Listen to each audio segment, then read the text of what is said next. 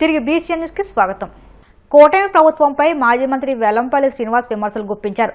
సంక్రాంతి పండుగ ప్రాముఖ్యతను భావితరాలకు తెలియజేయడాన్ని కూటమి ప్రభుత్వం అడ్డుకుంటుందని ఆయన ఆరోపించారు. వయసుల మీద దాడులు చూసుకుంటే కనుక మీరు మన పొదిల్లో అవినాష్ కానీ యాదా కోటేశ్వరరావు గారి మీద ఏ విధంగా దాడులు చేశారో మీరు అందరికీ కూడా తెలుసు. ఆ దాడులు చేశారయ్యా, వాడి మీద శిక్షించమని చెప్పని ఊరు మొత్తం కూడా ఏకతాటి మీద బంద్ చేస్తే వీఆర్ పంపించి చేతులు దులుపుకున్నారు. కానీ చంద్రబాబు గారు దిగ్భ్రాంతి వ్యక్తం చేశారు. హోమ్ మినిస్టర్ గారు వాళ్ళతో మాట్లాడారు. ఏం చేశారు? ఇంతకీ హోమ్ మినిస్టర్ గారు మాట్లాడారు, బాగానే ఉంది. చంద్రబాబు గారు ఈ సంఘటన ఖండించారంట. ఖండిస్తే సరిపోయింది. నువ్వు ముఖ్యమంత్రి కూడా ఖండిస్తావా? ఆ ఎస్ఐ మీద యాక్షన్ తీసుకోవా? ఎస్ఐని సస్పెండ్ చేయరా? ఎస్ఐని ఇక్కడ తీసారా? అంటే వీఆర్లో పెట్టేసి అతనికి చక్కగా మీరు కొట్టారు కదా అని చెప్పని ఒక అవార్డు ఇచ్చి కూర్చోబెడతారా మీరు? ఇదేనా మీరు ఆర్యవేసుల మీద చూపెట్టే ప్రేమ? ఇదేనా?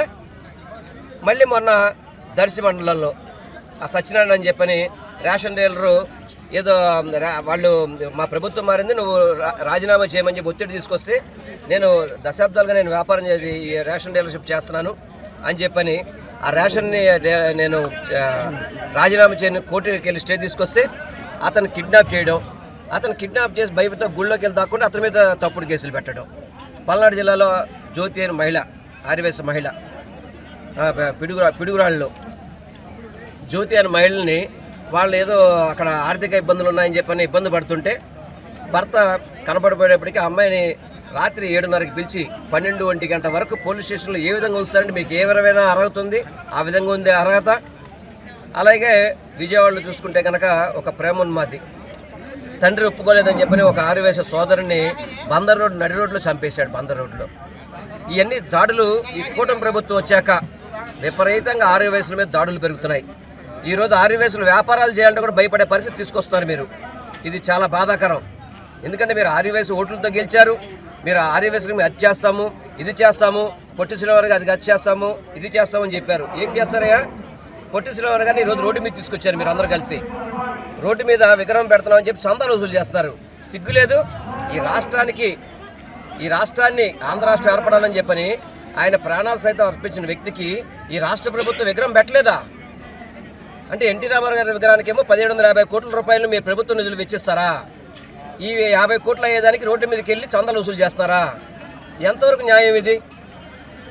ఇది పొలవమని చెప్పి కొంతమంది వయసులో బయటకు వస్తున్నారు. మీరు గతంలో ఏం చేశారని. గతంలో ఆర్యవేశులు జగన్మోహన్ రెడ్డి గారు చేసినట్టు మీ చంద్రబాబు నాయుడు జీవితంలో చేయలేడు కూడా. ఎవరు కూడా ఎప్పుడు చేయలేడు. ఆర్యవేశులకు ఈబీసీ నేస్తామని చెప్పని ప్రతి ఒక్క పేద ఆర్యవేశులకు ఆదుకుంది జగన్మోహన్ రెడ్డి గారు కాదా? ఎంతమంది ఆర్యవేశులకి జగనన్న కాలనీలో స్థలాలు ఇచ్చారు మీకు తెలుసా? మీరేమైనా ఇవన్నీ ఒక పథకం అమలు చేశారు వాళ్ళకి ఏమన్నా మీరు? అంటే 58 అడుగులు పొట్టి శ్రీనివాస్ గారి విగ్రహాన్ని మేము పర్మిషన్ ఇచ్చేసాము, మీరు రాష్ట్రం అంతా వయసుల దగ్గర డబ్బులు దండుకురండి అని చెప్పని మీరు మీ తెలుగుదేశం గోండాలని బయట మార్కెట్లో పంపిస్తారా? ఇదే మీరు చేసే పద్ధతి? ఇదే మీరు ఆర్యవేశుల మీద ఉండే గౌరవం? ఒక పక్క వ్యాపారం లేక ఇబ్బంది పడుతుంటే వ్యాపారస్తుల్ని కొట్టడాలు, వ్యాపారం చేయనీయకుండా చేయడాలు, మళ్ళీ పైపైన చందాలని చెప్పి ఆర్యవేశుల మీద. అంటే పొట్టి శ్రీనివాస్ గారు ఒక వైశ్యాసిక మాత్రమే ఇక్కడ ఆంధ్ర రాష్ట్రం తీసుకొచ్చారా? అంటే ఆర్యవేశులు మాత్రమే దానికి చందాలు ఇవ్వాలా? మీ రాష్ట్ర ప్రభుత్వం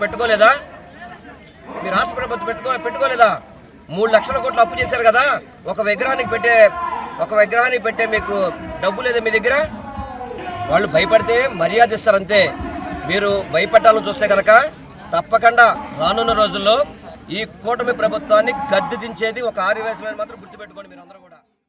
సంక్రాంతి పండుగను బంధుమిత్రులతో కలిసి ఆనందంగా జరుపుకోవాలని విదేశాలు, ఇతర రాష్ట్రాలు, కేంద్రపాలిత ప్రాంతాల నుంచి ప్రజలు పశ్చిమ గోదావరి జిల్లాకు రావడం ఆనవాయితీ అని, అక్కడి నుండి వచ్చేటప్పుడు వారు తమతో ఆయా ప్రాంతాల మధ్యన తీసుకుని ఇక్కడ రావడం ఎక్సైజ్ చట్ట ప్రకారం నేరమని, ఈ విషయంలో వారికి సరైన అవగాహన లేకపోవడం వలన అనేక ఇబ్బందులకు గురి కావడమే కాకుండా రాష్ట్ర ఖజానాకు నష్టం వాటిల్తుందని భీమవరం ఎక్సైజ్ సిఐ బలరామరాజు అన్నారు. బయట నుంచి వచ్చిన వారు ఎవరైనా అక్కడి మద్యంతో పట్టుబడితే వారిని ఆంధ్రప్రదేశ్ ఎక్సైజ్ చట్టం ప్రకారం అరెస్ట్ చేసి కేసు నమోదు చేయడమే కాకుండా ఆ మద్యం రవాణాకు ఉపయోగించిన వాహనాలను సీజ్ చేస్తామని తెలియజేశారు. అదేవిధంగా ప్రైవేటు బస్సు యజమానులు, టూరిస్టు బస్సు యజమానులు, ప్రైవేట్ టాక్సీ యజమానులకు కీలక సూచనలు చేశారు. ఎవరైనా డ్రైవర్లు గానీ, ప్రయాణికులు గానీ ఇతర రాష్ట్రాల, కేంద్రపాలిత ప్రాంతాల విదేశీ మద్యం రవాణా చేస్తూ పట్టుబడితే వారిపై కేసు నమోదు చేయడమే కాకుండా వాహనాలను స్వాధీనం చేసుకుంటామని తెలియజేశారు. అందరికీ నూతన సంవత్సర సంక్రాంతి శుభాకాంక్షలు. పశ్చిమ గోదావరి జిల్లా excise deputy commissioner Srilatha madam గారు, assistant commissioner Nagaprabhu Kumar, DPO Prasad Reddy గారి ఆదేశాల మేరకు ఈ సంక్రాంతికి రాష్ట్ర వెలుపల నుంచి బంధుమిత్రులతో సంక్రాంతికి సంతోషం గడుపుకోవాలని వస్తుంటారు. వీళ్ళందరికీ శుభాకాంక్షలు. మా ఎక్సైజ్ పరిధిలో మన రాష్ట్రాన్ని కాకుండా వేరే రాష్ట్రాల నుంచి ఒక్క మద్యం బాటిల్ తీసుకొచ్చినా వాటి మీద కఠినమైన చర్యలు తీసుకోవడం జరుగుతుంది. అదే కాకుండా ఏదైనా కారులో కానీ బస్సుల్లో కానీ తీసుకొచ్చినా కూడా వాళ్ళ మీద చర్యలు తీసుకోవడం జరుగుతుంది. కాబట్టి మన రాష్ట్ర మద్యం కాకుండా బయట రాష్ట్రాల నుంచి ఒక బాటిల్ కూడా తీసుకురావద్దని అందరికీ ఈ పత్రికాముఖంగా తెలియజేయడం జరుగుతుంది. అలా తీసుకొచ్చిన వాళ్ళ వారి మీద చర్యలు తీసుకుంటాం. కాబట్టి పండుగలో మళ్ళీ వాళ్ళు ఇబ్బంది పడకుండా ఇటువంటి పనులు చేయొద్దని, బంధుమిత్రులతో ప్రశాంతంగా గడుపుకోమని డిపార్ట్మెంట్ వారు, ఎక్సైజ్ డిపార్ట్మెంట్ వారు కోరుతున్నారు. విశాఖపట్నంలోని జగదాంబ సెంటర్లో ఓ యువతిపై గుర్తు తెలియని వ్యక్తి దాడి చేసిన ఘటన కలకలం రేపింది. ఆఫీసుకు వెళ్తున్న యువతిని ఓ వ్యక్తి చెంపపై కొట్టి బూతులు తిట్టాడని సదరు యువతి పోలీసులకు ఫిర్యాదు చేసింది. ఈ నేపథ్యంలో యువతిపై దాడి చేసిన వ్యక్తిని పోలీసులు అరెస్ట్ చేశారు. ఈ సందర్భంగా నిందితుడితో యువతికి క్షమాపణలు చెప్పించారు. నిందితుడు మానసిక ఆరోగ్యంతో బాధపడుతున్నారని బాధిత యువతి నిర్ధారించుకుంది. నిందితుడిని మానసిక ఆసుపత్రిలో చేర్పించాలని పోలీసులను కోరింది.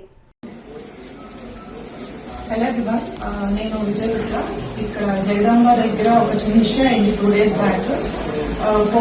జగదాంబలో రాజసా పోస్టర్ ఉంది, అక్కడ ప్రభాస్ పిక్చర్ కి క్లిక్ చేస్తుంటే అతనికి నేను పిక్చర్ తీశాను అనుకోనని చెప్పి అతను స్లాప్ చేసి బూతులు తిట్టి వెళ్ళిపోయాడు అనమాట.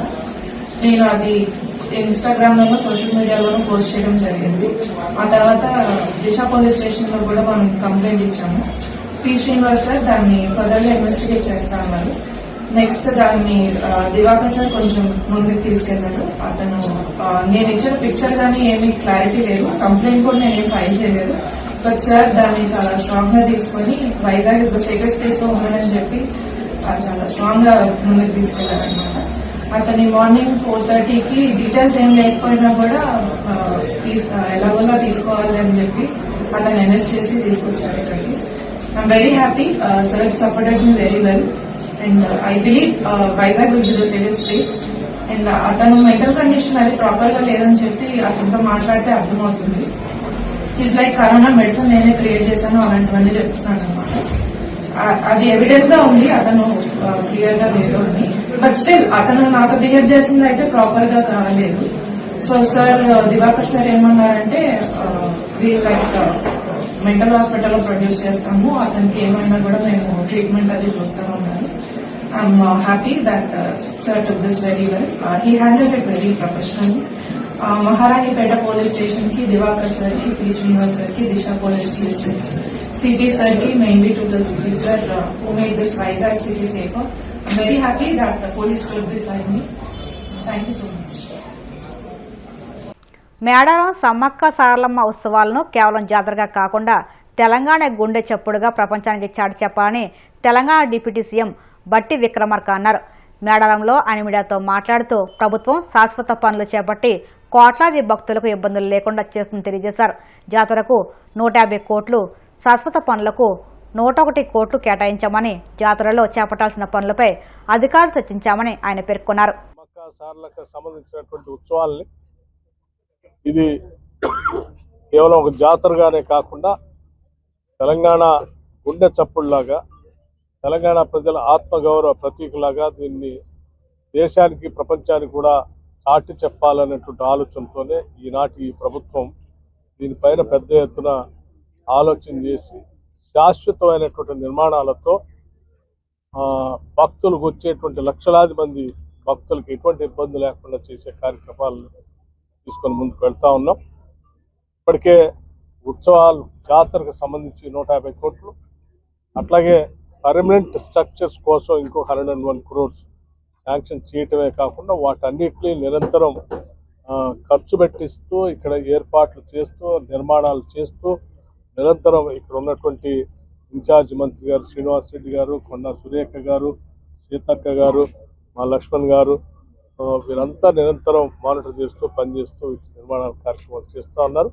వారన్నీ చేసేటువంటి కార్యక్రమాలన్నీ కూడా ఇంకా ఎక్కడైనా ఏమైనా ఇబ్బందులు ఉన్నాయా, చేయాల్సిన ఏమన్నా అవసరం ఉందా, కావాల్సిన నిధులు, అటువంటి వ్యవహారాలు, నిధులన్నీ సక్రమంగా ఖర్చు జరుగుతుందా లేదా, చేయాల్సిన పనులు వాటన్నిటిని కూడా అధికారులతో సహా ఇక్కడే రివ్యూ చేసి ఇక్కడికిక్కడే నిర్ణయాలు కూడా చేయాలనేటువంటి ఆలోచనతో ఈ సమావేశం ఇక్కడ ఏర్పాటు చేయడం జరిగింది.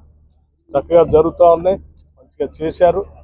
ఇంకా కొద్ది పనులు ఇంకో 2-3 రోజుల్లో కంప్లీట్ కాబోతా ఉన్నాయి.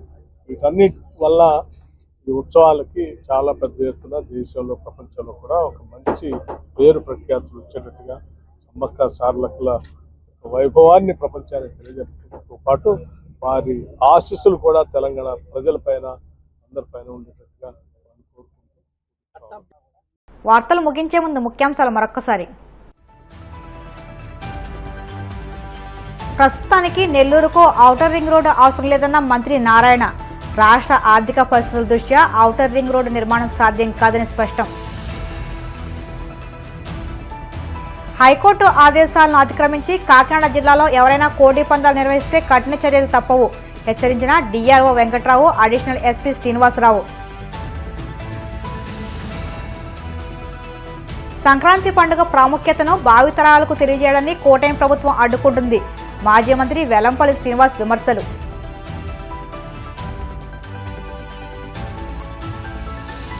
పవన్ కళ్యాణ్కు టైగర్ ఆఫ్ మార్షల్ ఆర్ట్స్ బిరుదు. జపాన్ షింగెన్ క్లాన్లో ప్రవేశించిన తొలి తెలుగు వ్యక్తిగా అరుదైన ఘనత. ఈ వార్తలు ఇంతలో సమాప్తం. మరిన్ని వార్తల కోసం BCN digital YouTube channel, Facebook పేజీని ఫాలో అవ్వండి. అప్డేట్ వార్తల కోసం ప్లీజ్ సబ్స్క్రైబ్.